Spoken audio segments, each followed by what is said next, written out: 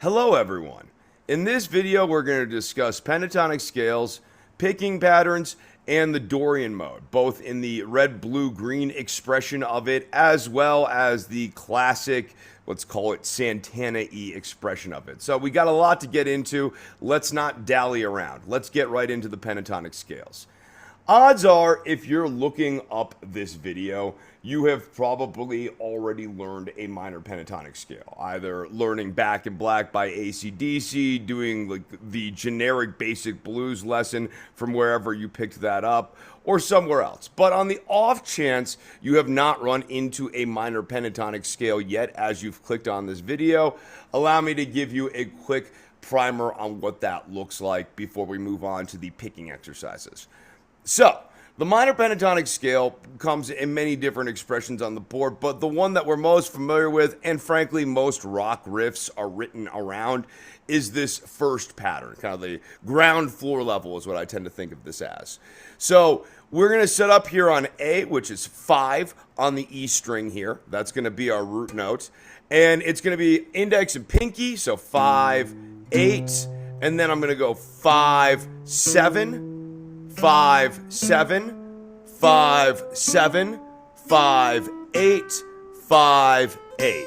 So index, pinky, index, ring, index, ring, index, ring, index, pinky, index, pinky.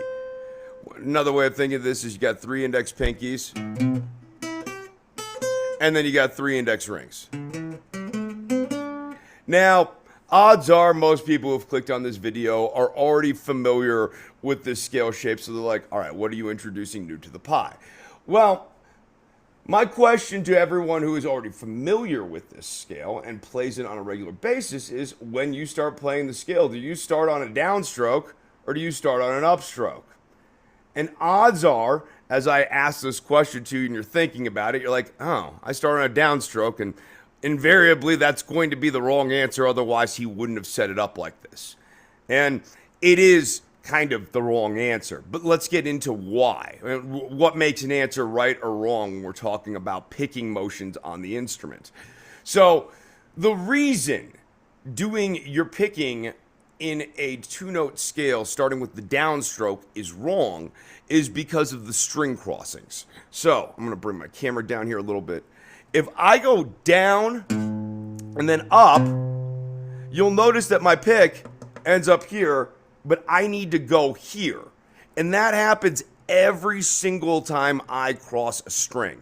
And it's the same thing if I go up and then down. Now I'm trying to go back the other way, and I'm actually pushing myself in the opposite direction. So what ends up happening? What do we do to solve this problem? Well, I call the term a compensation stroke, and this is why, frankly, sometimes maybe your leads don't quite stick the landing when it comes to timing. It's because you are compensating your wrist to get it back into place on the board here.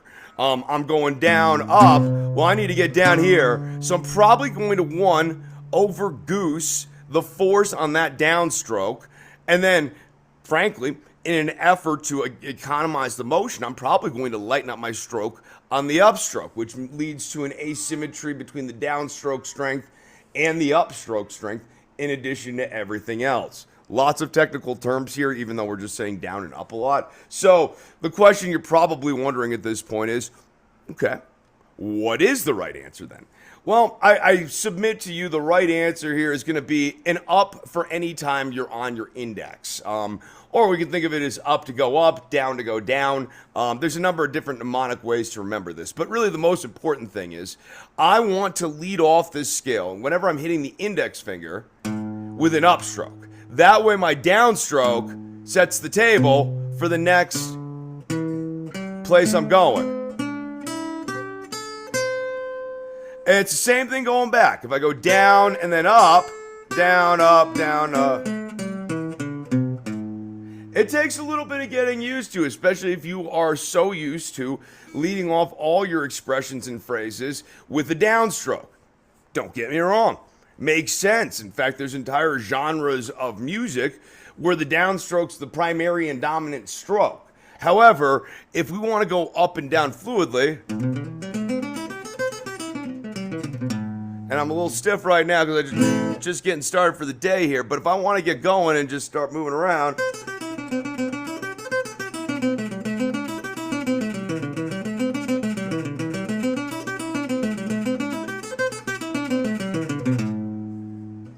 I want to make sure that I have a nice homogeneous stroke as I am moving through these pentatonic scales.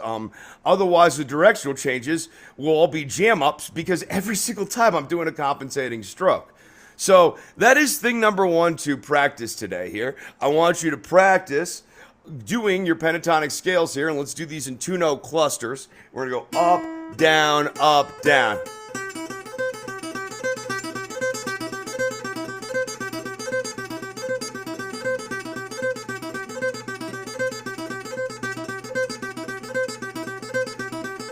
And then we're going to just keep moving through the scale.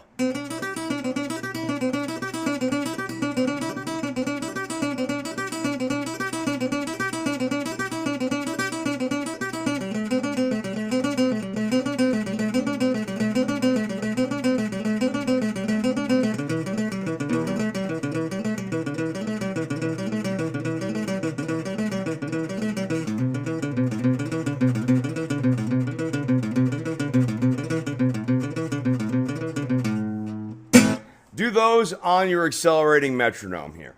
And that is what I like to call burst practice. And so we can do that with either the red, blue, green patterns that we talked about in the last video.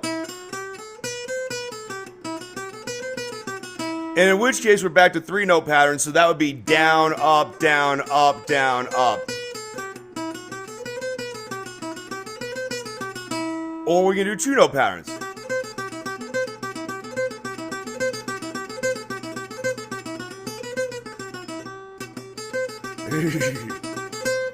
Remember, if you're changing from 2 to 3, upstrokes for 2, downstrokes for 3. All right, let's finish off here by going into our next of the modes in the 7 diatonic modes here today. This time, we're going to take a look at the Dorian mode. The Dorian mode, perhaps one of the most versatile modes in rock or blues. If you've ever been a fan of Santana, you need to learn how to play the Dorian mode in order to sound like him. Because that's basically almost every one of his chord progressions. And when can we use a Dorian mode? Well, we can use it in conjunction with any key. So if we're in the key of G major, I could use the A minor Dorian mode, which is the second degree of G major. G, A, B, C, D, E, F, or F sharp, G, right? Or I can think of this as just stuff that goes over these kind of 2 to 5 progressions. So if I've got like an A minor to D, something like that. This is very 60s right here. Especially if I put the pinky down, we go to the minor 7th.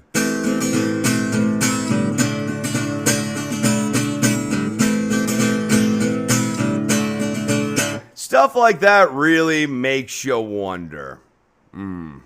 It makes me wonder. All right, so if we are not talking about that, let's get back onto the actual scale itself, shall we? All right. Odds are, if you have run into the Dorian mode, right, thus far, you have run into it in this expression. And I think this expression is perfectly good, to be clear.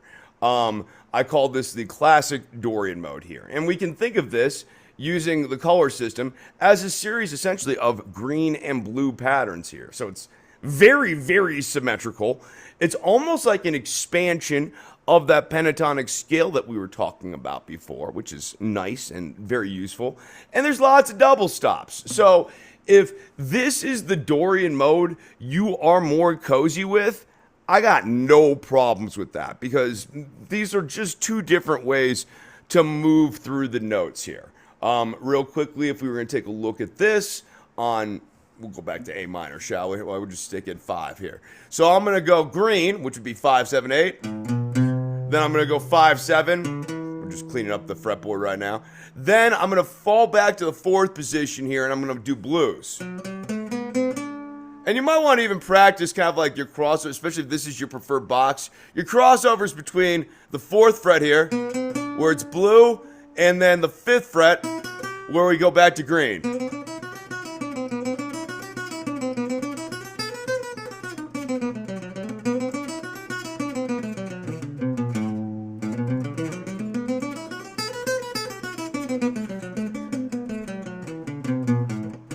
Yeah.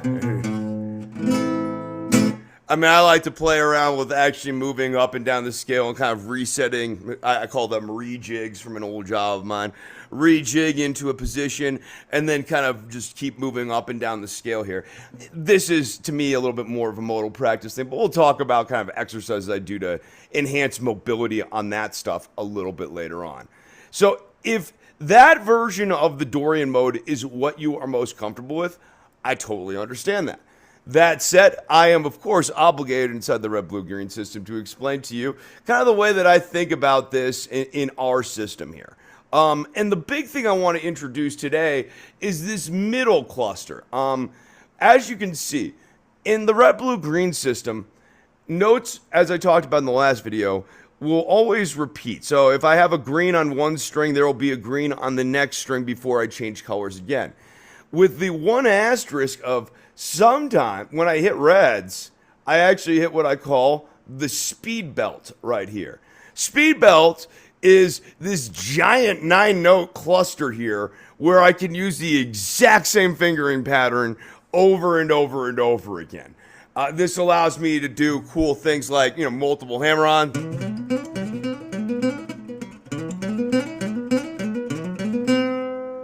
And just kind of spit out wherever I want. I can do very easy movements in thirds, which sounds really great. Lovely melodicism there. We can, of course, reset. And these are all really easy to pull off because they're symmetrical. So one thing that this expression of the Dorian mode has going that the other one doesn't necessarily is this little speed range going on.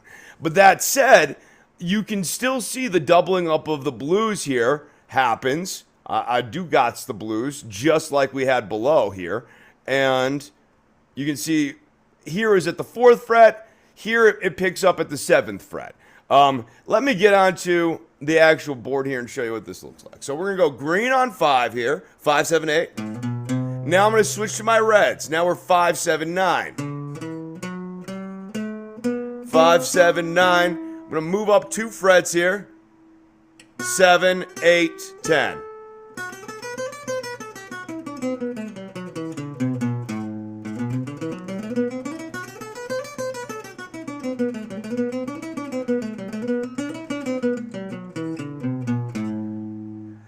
And take note of the fact that I've got this blue pattern here. It's 7 on the B and the E string.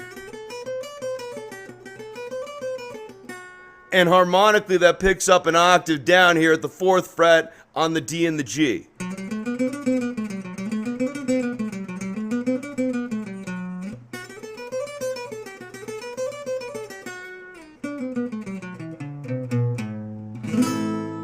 We will talk more about mapping and finding where those colors overlap and how to pick them up and express stuff moving through octaves in a different lesson here.